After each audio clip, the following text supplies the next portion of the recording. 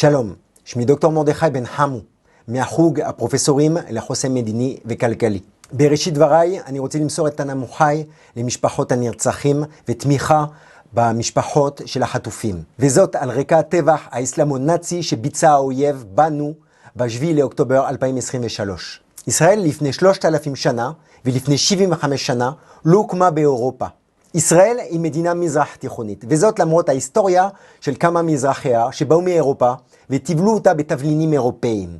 ההיסטוריה שלנו בעיקר מזרח תיכונית, וגם שכנינו מזרח תיכונים, עם כל המשתמע מכך. סוריה אינה שוויץ, ירדן אינה לוקסמבורג, סוריה אינה בלגיה, והערבים שמכנים את עצמם פלסטינאים הם גם לא אירופאים טיפוסים.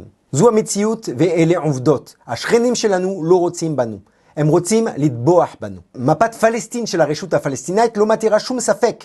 אין שם מקום לישראל. אמנת חמאס מ-1987 גם לא מתירה שום ספק.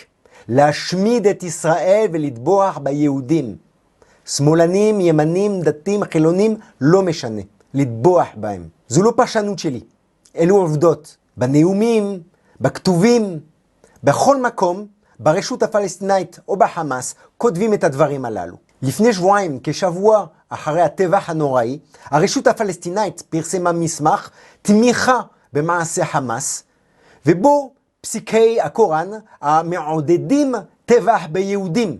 יהיה זה זלזול תהומי ביקרים לנו שנטבחו, לחזור עוד פעם על אותה הטעות, ולהישען אך ורק על תרבות אירופאית לא מתאימה בשום צורה לחיים במזרח התיכון. ישראל לא יכולה להישען על תרבות מערבית בלבד. כמו כן יש להיזהר מהתפיסה האוניברסלית, זכויות האדם וכן הלאה. על הנייר זה מאוד יפה, הקומוניזם עצמו נשען על ערכים כאלה. אך הוא הוליד את המשטרים האכזריים ביותר עלי האדמות. התפיסה האוניברסלית לא לוקחת בחשבון היבטים אתנולוגיים, סוציולוגיים, תרבותיים, פסיכולוגיים שמאפיינים בני אנוש. האנושות מגוונת, התרבויות מגוונות ואין מוסר אחד.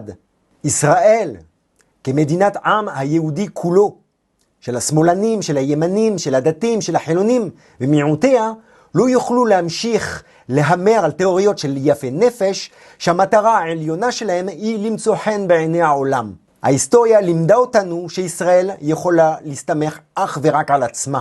על ישראל להיות קשורה למציאות, לשורשים שלה המזרח תיכוניים, ולהבין את האתגרים הייחודיים העומדים לפניה. במזרח התיכון אין מקום לדובוני אכפת לי. מי שמראה חולשה חוטף מכות.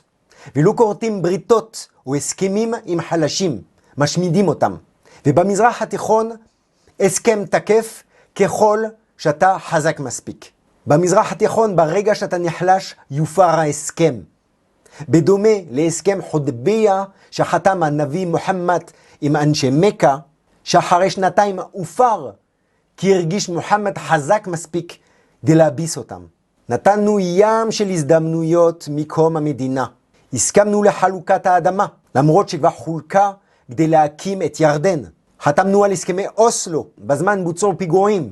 ביצענו את ההתנתקות. ופרס אף חלם שגעזה תהפוך לסינגפור של המזרח התיכון. כראש ממשלה אהוד ברק כמעט מסר את רוב המדינה לשם שלום, וגם זה לא הספיק. פעם אחר פעם חטפנו מכות. הדבר היחיד שיבטיח לנו ביטחון זה קודם כל מדינה איתנה, מודעת ליכולות שלה בלי יהירות, שלא מתיימרת להימצא על יבשה אחרת, ושמכירה היטב את שכניה. אם כל אזרח לא לוקח אחריות, לא נתקדם. אם אתה מתגרש ומאשים את הגרושה, רוב הסיכויים שעוד פעם תבחר בבת זוג לא מתאימה, כי לא ביקרת את עצמך. למשל, רק 5% מיהודי ישראל דוברי ערבית לא מלמדים בבתי ספר יהדות ספרד ומזרח. היא כל כך עשירה ויכולה לתרום כל כך הרבה בהבנת המצב שלנו. למה שתפיסות מערביות של יפי נפש שכשלו בעבר ועודן כושלות ינהלו את הוראות פתיחת אש בצה"ל?